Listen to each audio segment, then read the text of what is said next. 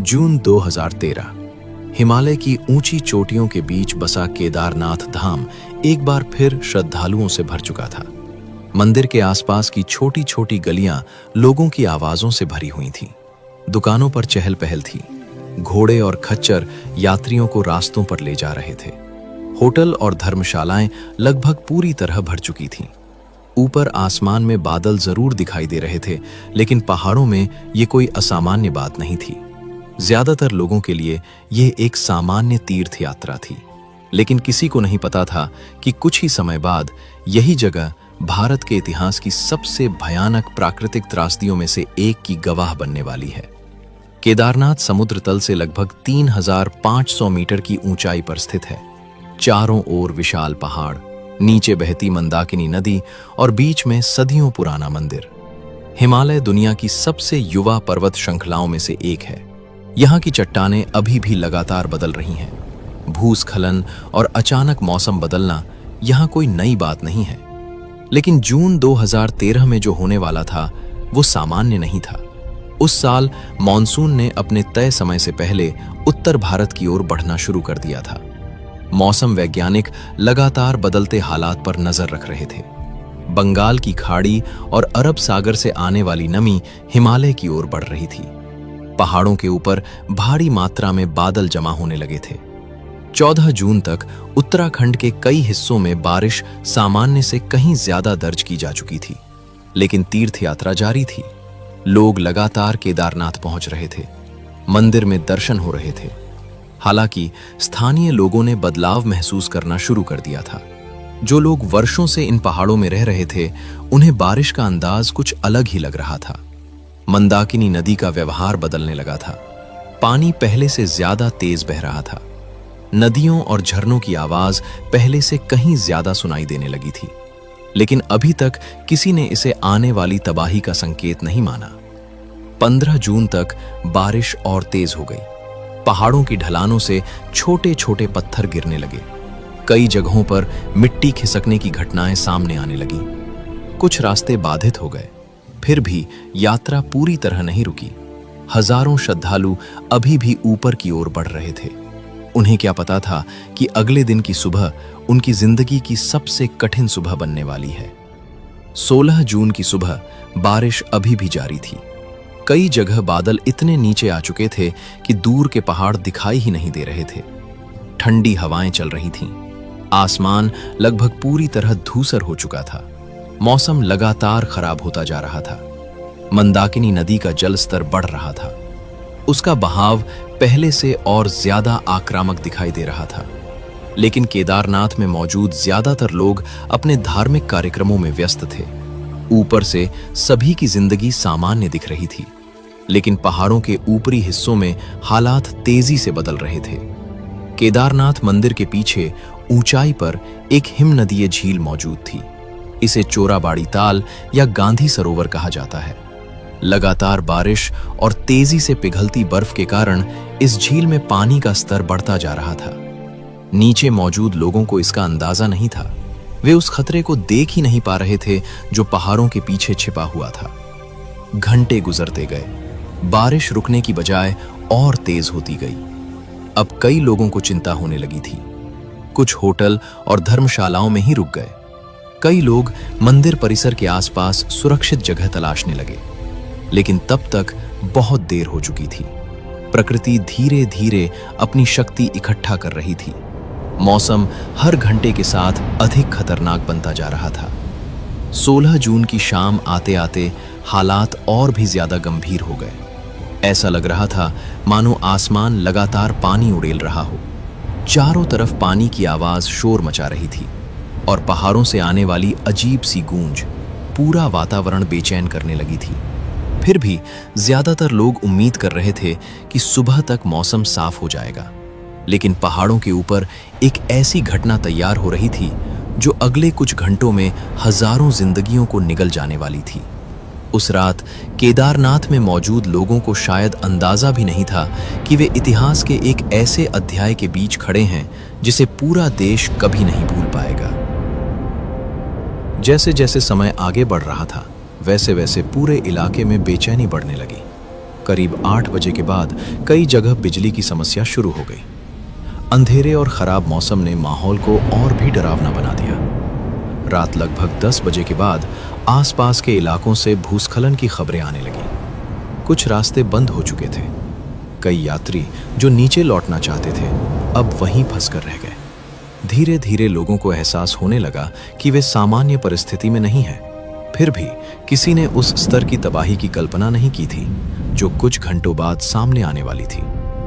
आधी रात के बाद हालात और बदलने लगे। कई लोगों को सोने में परेशानी हो रही थी। कमरों के भीतर भी बाहर की आवाजें साफ सुनाई दे रही थी। दूर से आती ऐसी गूंज जिसे पहचानना मुश्किल था। मंदिर के आसपास मौजूद कुछ स्थानीय लोग पूरी रात जाग रहे थे। वर्षों से पहाड़ों में रहने वाले इन लोगों को महसूस हो रहा था कि ये कोई सामान्य रात नहीं है। समय धीरे धीरे सुबह की ओर बढ़ रहा था। घड़ियां लगभग 4 बजने का संकेत दे रही थीं। अधिकांश श्रद्धालु अभी भी अपने कमरों में थे। कुछ लोग सुबह की पूजा की तैयारी के लिए उठने लगे थे। ज्यादातर श्रद्धालुओं को अब भी सब कुछ सामान्य दिनचर्या जैसा ही लग रहा था। लेकिन उसी समय मंदिर के पीछे मौजूद ऊंचे पर्वतीय क्षेत्र में घटनाएं तेजी से बदल रही थीं। कुछ ही देर बाद पहली बार लोगों ने एक अलग तरह की आवाज सुनी। ऐसा लगा जैसे किसी विशाल शक्ति ने अचानक पहाड़ों की खामोशी को तोड़ दिया हो।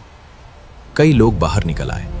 उन्होंने मंदिर के पीछे की दिशा में देखने की कोशिश की, लेकिन सामने घना अंधेरा और धुंध थी, जिसकी वजह से कुछ दिखाई नहीं दे रहा था। बाहर खड़े स्थानीय लोगों के चेहरों पर चिंता साफ दिखाई देने लगी, क्योंकि पहाड़ों में रहने वाले लोग जानते थे ऐसी आवाजें बिना कारण नहीं आती।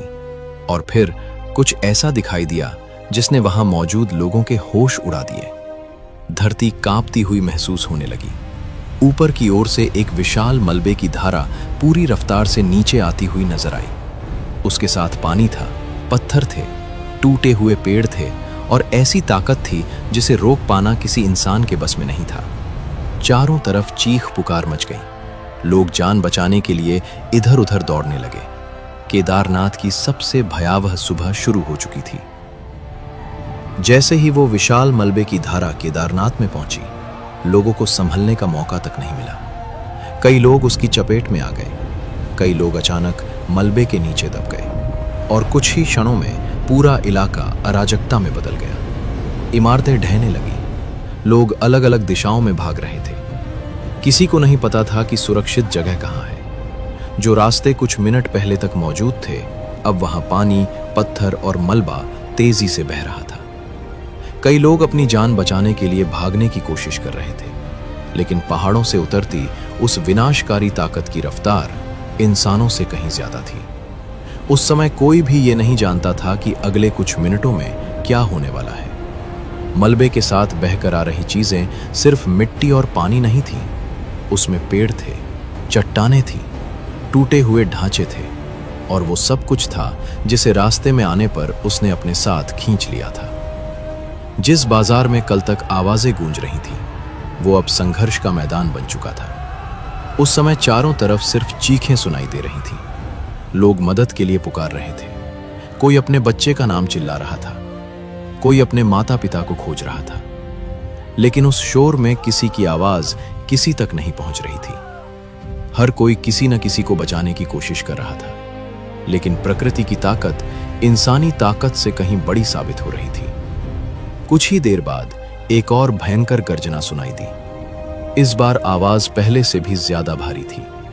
जो लोग पहली धारा से बच गए थे, उन्होंने ऊपर देखा और जो दृश्य दिखाई दिया उसे देखकर कई लोगों के कदम वहीं जम गए।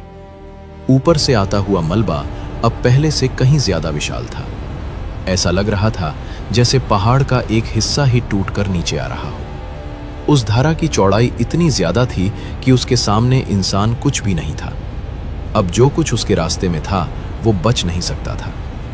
कुछ ही क्षणों में कई इमारतें धराशायी हो गईं, दीवारें टूटकर बह गईं, छतें उखड़ गईं। लकड़ी और पत्थर के बने ढांचे ऐसे बिखर रहे थे जैसे उनका कभी अस्तित्व ही न रहा हो। लोग चीख रहे थे, मदद के लिए पुकार रहे थे, लेकिन उस गर्जना के बीच लोगों की आवाजें दब गई थीं। उस समय ऐसा लग रहा था जैसे पूरी धरती हिल रही हो। चारों तरफ सिर्फ विनाश दिखाई दे रहा था।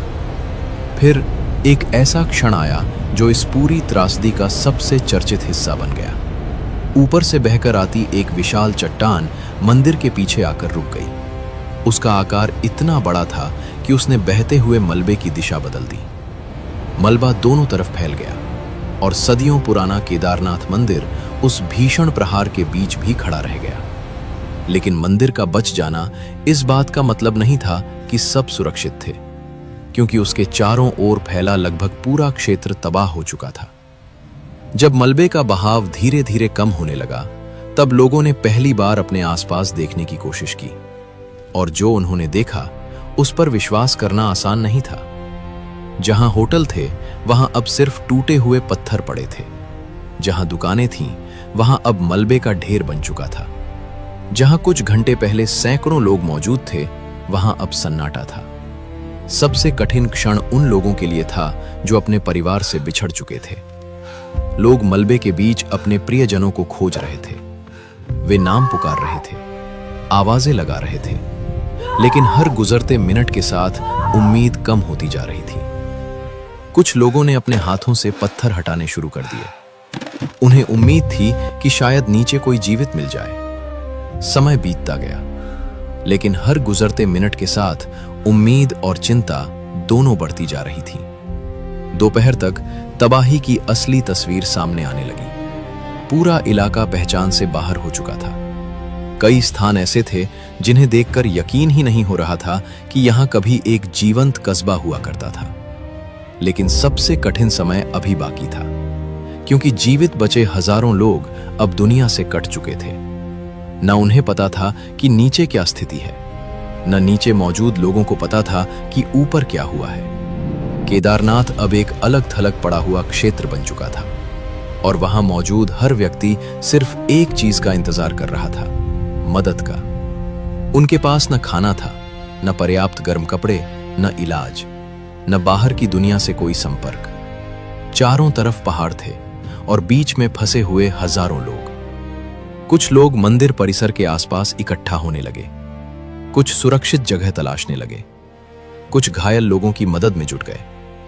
लेकिन हर किसी की नजर बार बार आसमान की तरफ उठ रही थी। उन्हें उम्मीद थी कि कोई आएगा, कोई उनकी खबर लेगा, कोई उन्हें यहां से निकालेगा। लेकिन उस समय किसी को नहीं पता था कि नीचे की दुनिया तक इस त्रासदी की पूरी खबर पहुंचने में भी समय लगने वाला है। केदारनाथ अब सिर्फ एक तीर्थ स्थल नहीं रहा था, वो एक आपदा क्षेत्र बन चुका था, और वहां मौजूद हर व्यक्ति एक ऐसे संघर्ष की शुरुआत करने वाला था जो आने वाले कई दिनों तक चलने वाला था। 17 जून 2013 तबाही का सबसे भयानक दौर गुजर चुका था। लेकिन केदारनाथ में फंसे लोगों के लिए असली परीक्षा अब शुरू हुई थी। जहां तक भी नजर जाती वहां विनाश ही दिखाई दे रहा था। टूटे हुए भवन, बिखरे हुए सामान, पत्थरों और कीचड़ से भरी जमीन, और उन सब के बीच हजारों लोग जो अभी भी समझने की कोशिश कर रहे थे कि उनके साथ आखिर हुआ क्या है। कई लोग पूरी रात और पूरा दिन अपने परिवार वालों को खोजते रहे। कुछ लोगों को अपने प्रियजन मिल गए, लेकिन बहुत से लोग ऐसे भी थे जिनकी पुकार का कोई जवाब नहीं मिला। समय बीत रहा था, मौसम अभी भी पूरी तरह साफ नहीं हुआ था, और सबसे बड़ी समस्या ये थी कि केदारनाथ अब लगभग दुनिया से कट चुका था। नीचे जाने वाले रास्ते लगभग खत्म हो चुके थे, पुल बह चुके थे, संचार व्यवस्था बुरी तरह प्रभावित हो चुकी थी। जो लोग ऊपर फंसे थे उन्हें नहीं पता था कि मदद कब पहुंचेगी, और नीचे मौजूद लोगों को नहीं पता था कि ऊपर हालात कितने भयावह हैं। धीरे धीरे इस आपदा की खबर देश के बाकी हिस्सों तक पहुंचने लगी। पहले स्थानीय प्रशासन को जानकारी मिली, फिर राज्य सरकार को, और फिर पूरा देश उत्तराखंड की तरफ देखने लगा। टीवी चैनलों पर लगातार खबरें आने लगी। हर कोई जानना चाहता था कि केदारनाथ में आखिर हुआ क्या है। लेकिन पहाड़ों में फंसे लोगों के लिए उस समय सबसे महत्वपूर्ण सवाल सिर्फ एक था, क्या कोई हमें बचाने आएगा? 18 जून की सुबह जब मौसम ने थोड़ी राहत दी, तब पहली बार आसमान में हेलीकॉप्टर दिखाई दिए। दूर से आती उनकी आवाज सुनकर कई लोगों की आंखों में उम्मीद लौट आई। कुछ लोग हाथ हिलाने लगे, कुछ लोग खुले स्थानों की ओर भागे, कुछ लोग सिर्फ आसमान को देखते रहे, क्योंकि कई घंटों बाद पहली बार उन्हें लगा कि वे अकेले नहीं हैं। लेकिन बचाव अभियान आसान नहीं था। ऊंचाई, खराब मौसम, टूटे हुए रास्ते और हजारों फंसे हुए लोग। ये भारत के इतिहास के सबसे कठिन रेस्क्यू ऑपरेशनों में से एक बनने वाला था। भारतीय सेना, भारतीय वायुसेना, आईटीबीपी, एनडीआरएफ और कई अन्य एजेंसियां राहत और बचाव कार्य में जुट गईं। हेलीकॉप्टर लगातार चक्कर लगाने लगे। फंसे हुए लोगों को सुरक्षित स्थानों तक पहुंचाने की कोशिश शुरू हुई। लेकिन समस्या ये थी कि जिन लोगों को निकालना था उनकी संख्या बहुत ज्यादा थी और समय बहुत कम। कई जगहों पर सैनिकों को पैदल पहुंचना पड़ा, कई किलोमीटर तक मलबे और टूटे हुए रास्तों के बीच चलकर। कई बचाव कर्मियों ने बाद में बताया कि उन्होंने अपने जीवन में ऐसा दृश्य पहले कभी नहीं देखा था। हर तरफ तबाही थी, हर तरफ मदद की जरूरत थी और हर तरफ ऐसे लोग थे जिन्हें उम्मीद थी कि कोई उन्हें यहां से निकाल ले जाएगा। दिन गुजरते गए, एक एक करके हजारों लोगों को सुरक्षित निकाला गया। कई लोगों को हेलीकॉप्टर से, कई लोगों को पैदल मार्गों से, कई लोगों को अस्थायी रास्ते बनाकर। ये एक ऐसा अभियान था जो लगातार कई दिनों तक चला। लेकिन इस अभियान की भी एक कीमत थी। 25 जून 2013 को बचाव अभियान के दौरान एक हेलीकॉप्टर दुर्घटनाग्रस्त हो गया। इस दुर्घटना में भारतीय वायुसेना और राहत कार्य से जुड़े कई लोगों की जान चली गई। वे लोग दूसरों की जान बचाने निकले थे, लेकिन खुद वापस नहीं लौट सके। ये घटना इस पूरी त्रासदी के सबसे दर्दनाक अध्यायों में से एक बन गई। समय के साथ बचाव कार्य पूरा हुआ। फंसे हुए अधिकांश